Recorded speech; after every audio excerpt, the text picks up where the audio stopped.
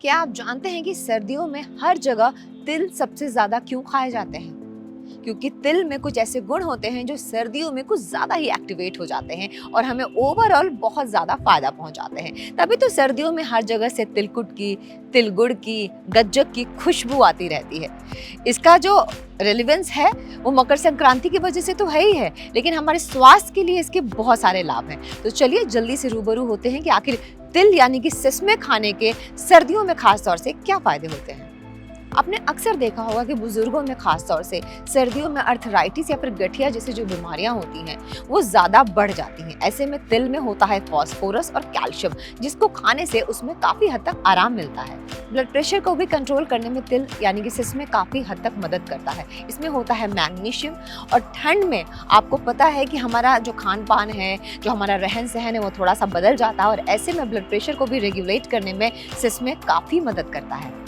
सिसमे यानी कि तिल में काफी मात्रा में magnesium, calcium, phosphorus, protein, minerals और विटामिन्स बहुत सारे होते हैं। हमारे दिमाग को अच्छी तरीके से कंसंट्रेट करने में यानी कि हमारे मस्तिष्क के लिए बहुत ही ज्यादा फायदेमंद होता है। हमारे कोलेस्ट्रॉल लेवल को भी कंट्रोल करने में ये काफी मदद करता है। अब सर्दियों में क्या होता है, हम बहुत ज्यादा तला भुना खाते हैं और ऐसे में कोलेस्ट्रॉल बढ़ने की बहुत ज्यादा संभावना रहती है। इसमें जिंक और सेलेनियम भी होता है, मैग्नीशियम, फास्फोरस और कैल्शियम के अलावा, तो हमारे कोलेस्ट्रॉल को रेगुलेट करने में मदद करता है। और अगर हमारे कोलेस्ट्रॉल को ये रेगुलेट कर रहा है तो सीधा सीधा आप ये समझ लीजिए कि हमारे दिल की धड़कन को अच्छी तरीके से धड़काने में भी ये काफी ज्यादा मददगार है। अगर किसी को अनिद्रा की बीमारी यानी कि इंसोम्निया है, उसको ठीक से नींद नहीं आती है, तो तिल खाने से यानी कि सिसमे खाने से नींद भी बहुत अच्छी आती है। हमने आपको ये सब कुछ बता दिया कि इसमें बहुत सारे फायदे होते हैं, और बहुत सारे ऐसे लोग हैं, बहुत सारे ऐसे कुजीन्स हैं जो कि सिसमे ऑयल का इस्तेमाल करते हैं खाना बनाने में। हालांकि ये कैलोरी में थोड़ा सा हाई ज़रूर होता है, लेकिन इसके और भी बहुत सारे फायदे हैं।